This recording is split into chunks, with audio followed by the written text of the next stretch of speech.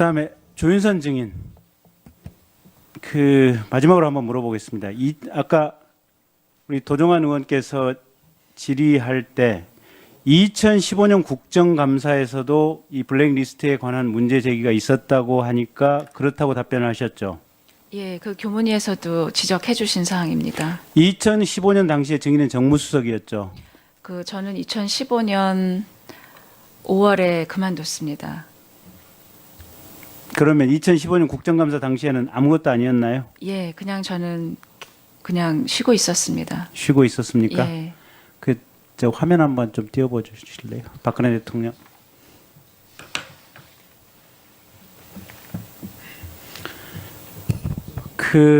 아까 이제 어느 네티즌께서 저에게 카카오톡으로 보내주신 사진입니다. 저게 뭐냐면 박근혜 대통령이 후보 시절에 이제 조윤선 이제 증인께서 박근혜 대통령의 장점을 모 종편 프로그램에 나가서 이렇게 쭉 설명을 한 내용입니다.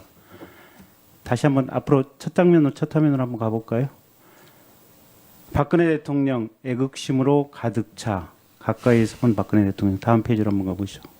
박근혜 한결같고 공명정대한 인물이다. 다음 페이지 한번 가보시죠. 박근혜 소탈한 모습 보여주고 싶을 정도. 다음 페이지 한번 가보시죠. 박근혜 상의하고 소통하는 모습 보여. 한번 다음 페이지 가보시죠. 박근혜 대통령께 배운 건 원칙과 진심이다. 다음 페이지 한번 가보시죠. 믿음, 창의력, 끈기가 박과 나의 공통점이다. 다음 페이지 한번 가보시죠. 끝났나요? 네, 됐습니다. 저는 저 얘기를 드리고 싶습니다. 그러니까 2015년도 국정감사에 조윤선 증인이 무관이었다면, 아무 직책이 없었다면 그 점에 대해서는 조윤선 증인 본인을 탓할 수는 없을 겁니다.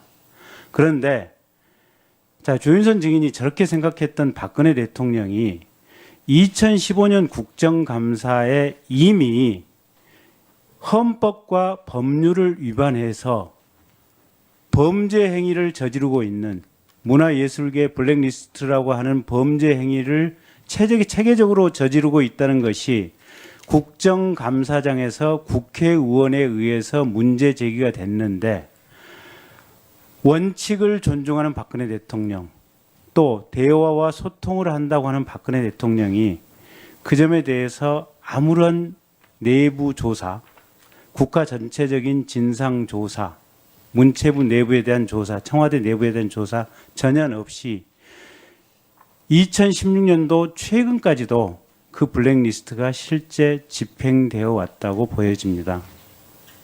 그러면 결국 박근혜 정부의 철학, 박근혜 정부의 사고, 아까 하태경 의원께서 정확하게 지적을 했다고 봅니다. 박근혜 대통령의 민주주의에 대한 의식, 사실상 저는 제로라고 봅니다.